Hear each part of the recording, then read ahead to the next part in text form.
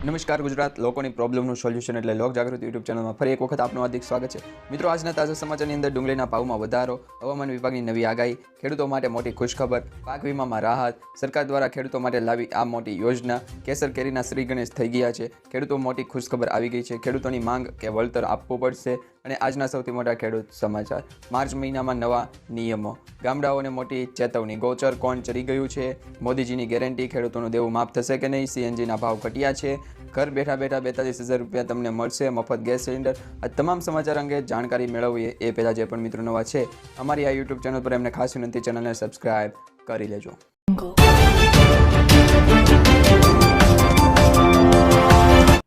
નમસ્કાર ખેડૂત મિત્રો, તમારા માટે આજના તાજા અને ઉપયોગી ખૂબ જ મહત્વના સમાચાર આવી ગયા છે।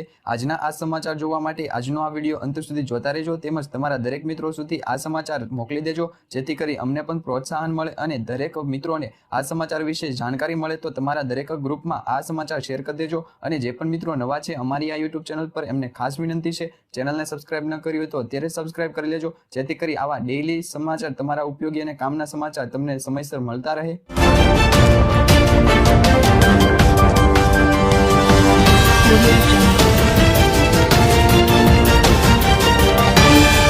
મિત્રો, આજના સમાચારની શરૂઆત કરીએ તો ડુંગળીના ભાવમાં વધારો। ડુંગળી પહેલાં 15 થી 25 રૂપિયા પ્રતિ કિલો વેચાતી હતી, એ હવે વધીને 17 રૂપિયાથી 27 રૂપિયા સુધી કિલોના ભાવે પહોંચી ગઈ છે।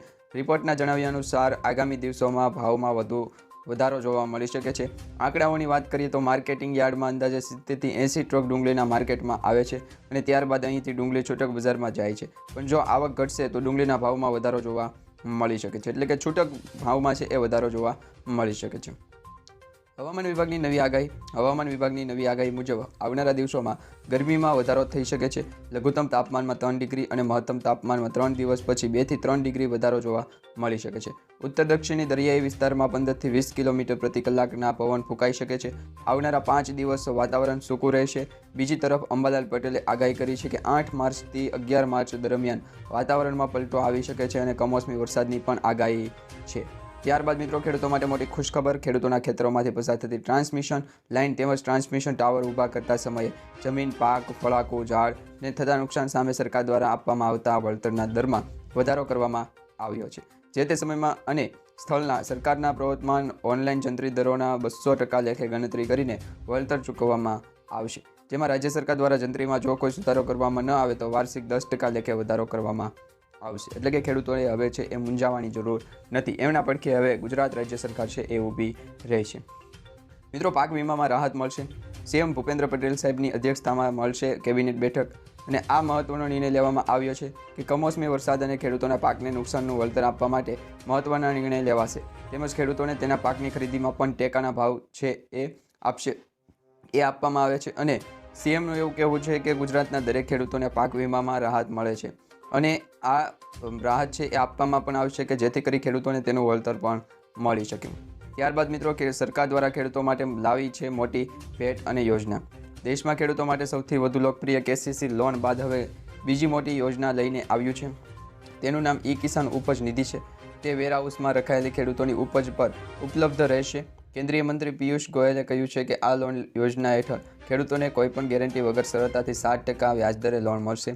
જે ખેડૂતોએ કોઈ લોન લીધી હોય તો તે પણ વેરહાઉસ દ્વારા આપવામાં આવેલી રસીદના આધારે આ લોન લઈ શકશે। હવે મિત્રો, કેસર કેરીના શ્રી ગણેશ થઈ ગયા છે। ગુજરાતના પોરબંદર માર્કેટિંગ યાર્ડમાં સિઝનની પ્રથમ કેસર કેરી આવી ગઈ છે।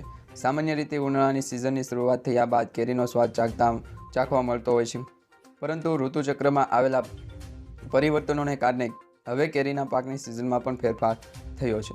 ગયા નવેમ્બરમાં પોરબંદરના માર્કેટિંગ યાર્ડમાં કેસર કેરી આવી હતી, જેનો ભાવ ઊંચો બોલાયો હતો। હાલમાં સિઝનની પહેલાં જ અહીં જાંબુવતી ફાર્મ ખાતેથી 45 કિલો કેરી આવી છે, જેનો પ્રતિ કિલો ભાવ છે 401 રૂપિયા બોલાયો છે। તો મિત્રો, તમે જાણી શકો છો કે મણનો ભાવ શું હશે। કિલોનો ભાવ જો 400 રૂપિયા હોય તો મણનો ભાવ છે એ તમે અંદાજો લગાડી અને નીચે કમેન્ટમાં જણાવી દેજો।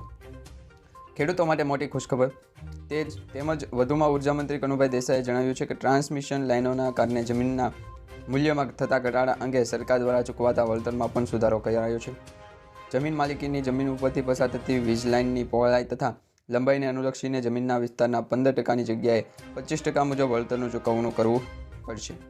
ખેડૂતોની માંગ એવી છે કે વળતર પૂરું મળે લોકસભા ચૂંટણી નજીક આવી રહી છે ત્યારે ખેડૂત સંગઠનો પણ સરકાર સામે વિવિધ માંગ સાથે મેદાનમાં આવ્યા છે. ભારતીય કિસાન સંઘ દ્વારા તાજેતરમાં થયેલા માવઠાના કારણે કેટલાક વિસ્તારમાં ખેડૂતોને નુકસાન થયું છે. તેના વહેલી તકે સર્વે કરી અને વળતર ચૂકવવા ભૂતકાળમાં પણ કૃષિ મંત્રી દ્વારા છે એ સરકારને રજૂઆત કરવામાં આવી હતી અને સરકાર દ્વારા વળતર ચૂકવવામાં આવ્યું હતું. કૃષિમાં જંગી નુકસાન થયું હોય તેના પાક વીમાના પ્રશ્ન હજુ સુધી મળ્યા નથી. તે તાત્કાલિક આપવામાં આવે તે માટે પણ માંગણી છે એ કરવામાં આવી રહી છે. સરકાર દ્વારા ખેડૂતોના પાક નુકસાનને જે કુદરતી આફતો સામે થતું નુકસાનમાં વળતર છે એ થોડું ઘણું સરકાર દ્વારા આપવામાં આવે છે, પરંતુ ખેડૂતોની એવી માંગ છે કે પૂરેપૂરું વળતર મળવું જોઈએ. મિત્રો, આજના સૌથી મોટા ખેડૂત સમાચાર. અમરેલી જિલ્લામાં મોટાભાગના ખેડૂતો દ્વારા કપાસ, મગફળી, સોયાબીન, ઘઉં, ચણા તેમજ તલ સફેદ અને કાળાનું વાવેતર કરવામાં આવ્યું હતું. અમરેલી યાર્ડમાં મોટી મગફળીના 1416 રૂપિયા ભાવ રહ્યો હતો. અમરેલી યાર્ડમાં કપાસની જણસીની હરાજી કરવામાં આવી હતી, જેમાં કપાસનો ભાવ 1042 રૂપિયાથી લઈને 1451 રૂપિયા બોલાયો હતો. અમરેલી માર્કેટિંગ યાર્ડમાં 2210 ક્વિન્ટલ કપાસની આવક પણ થઈ હતી. ત્યારબાદ મિત્રો, માર્ચ મહિનામાં નવા સમાચાર, નવા નિયમો. રેશન કાર્ડ અંતર્ગત મફત રેશન ગમે તે દુકાનેથી લઈ શકાશે. સરકારની જાહેરાત બાદ દુકાનદારો મુશ્કેલીમાં મુકાયા હોવાનું જાણવા મળી રહ્યું છે. મફત અનાજમાં ક્યારેક એકદમ હલકી ગુણવત્તાવાળા ઘઉં મળતા કાર્ડ ધારકો નારાજ છે. સાથે સરકારની જાહેરાત એવી પણ છે કે કાર્ડ ધારક પોતાનો જથ્થો ગમે તે દુકાને પરથી લઈ શકશે. ગામડાઓને મોટી ચેતવણી. ગૌચર કોણ ચરી ગયું. ગૌચર જમીન પર દબાણને લઈ વિકાસ કમિશનરનું કડક વલણ. વિકાસ કમિશનર દ્વારા રાજ્યના તમામ ડીડીઓને પત્ર લખી સૂચન કર્યું છે કે ગ્રામ્ય પંચાયત સ્તરે ગૌચરના દબાણ દૂર કરવા તેમજ ગ્રામ્ય સભા અને પંચાયતની મિટિંગમાં વિસ્તૃત ચર્ચા કરવી તેમજ દબાણ રજિસ્ટરમાં દબાણની નોંધણી કરવી. જે કર્યા બાદ દબાણ દૂર કરવા સાથે નિયમાનુસાર દંડ કરવાની કાર્યવાહી હાથ ધરવી. આ તમામ અંગે છે એ કમિશનર દ્વારા છે એ કડક વલણ સાથે કહેવામાં આવ્યું છે. હવે મિત્રો, મોદી સરકારની સૌથી મોટી ગેરંટી કે ખેડૂતોનું શું દેવું માફ થશે કે નહીં. તો ગુજરાતમાં ખેડૂતો દેવામાં ડૂબેલા છે. ખેડૂતોએ 1 લાખ કરોડથી પણ વધારે રૂપિયાની લોન લીધી છે. ગુજરાતમાં 47.51 ખેડૂતોએ લોન લીધેલી છે. દેશના ખેડૂતોની વાત કરીએ તો દેશના 16 કરોડ ખેડૂતો પર 21 લાખ કરોડ રૂપિયાનું દેવું છે. દેશમાં સૌથી વધારે દેવું રાજસ્થાનના ખેડૂતો માથે છે. રાજસ્થાનના 99.97 લાખ ખેડૂતોએ 1.47 લાખ કરોડથી પણ વધારાની લોન લીધેલી છે. ખેડૂતોને લોન આપવામાં ખાનગી અને જાહેર ક્ષેત્રની બેન્કો સૌથી આગળ છે. આખા ગુજરાતમાં ખેડૂતોનું દેવું 90,895 કરોડ રૂપિયા છે. અને મિત્રો, ભારત દેશની વાત કરવામાં આવે તો ભારત દેશમાં સૌથી વધારે ખેડૂતો ઉપર દેવું હોય તો એ રાજસ્થાન સરકાર દ્વારા અથવા તો રાજસ્થાનના ખેડૂતો છે એમના માથે છે એ દેવું છે. હવે મિત્રો, સીએનજી ભાવ ઘટ્યા છે. ચૂંટણી પંચ આ મહિનામાં ગમે ત્યારે દેશમાં લોકસભા ચૂંટણીની તારીખ જાહેર કરી શકે છે. આ દરમિયાન લોકો માટે રાહતના સમાચાર આવ્યા છે. સીએનજીના ભાવમાં પ્રતિ કિલો 2.5 રૂપિયા સુધીનો ઘટાડો થયો છે. મોંઘવારીના જમાનામાં સીએનજીના ભાવમાં થયેલા આ ઘટાડાથી લોકોને રાહત પણ મળી છે અને એની પણ આશા વધી છે. હવે ઘર બેઠા મળશે 42,000.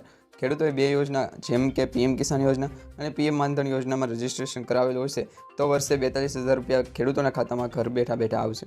સરકાર પીએમ કિસાન યોજના અંતર્ગત દર વર્ષે 6,000 રૂપિયા ખેડૂતોના ખાતામાં નાખે છે. ત્યારે કિસાન યોજના લાભાર્થી જો પીએમ માનધન યોજના ફોર્મ ભરે તો તેમને 60 વર્ષની ઉંમર પછી દર વર્ષે 36,000 રૂપિયા મળે છે. આમ બંને યોજના થઈને ખેડૂતોને ઘર બેઠા છે એ 42,000 રૂપિયા સુધીની સહાય બેંક એકાઉન્ટમાં મળે છે.